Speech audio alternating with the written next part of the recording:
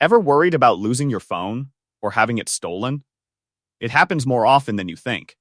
The good news is, Google has a built-in feature that can help you locate your phone fast. Let me show you how to set it up in under a minute. First, grab the phone you want to track, swipe up from the home screen, and open the Settings app.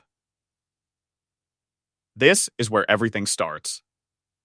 Now scroll down and tap Google. Here, make sure you're signed in with the Google account you want to use. This account is important because it's the one that will show up when you use Find My Device online. Next, tap All Services. Scroll down until you see Find My Device or Find Hub depending on your phone model. Open it and turn on Allow Device to be located. This gives Google permission to help find your phone if it's ever lost or stolen. And that's it. Your phone is now protected. Quick setup, real peace of mind. If you found this video helpful, please like, share, and subscribe for more practical tips. Thanks for watching.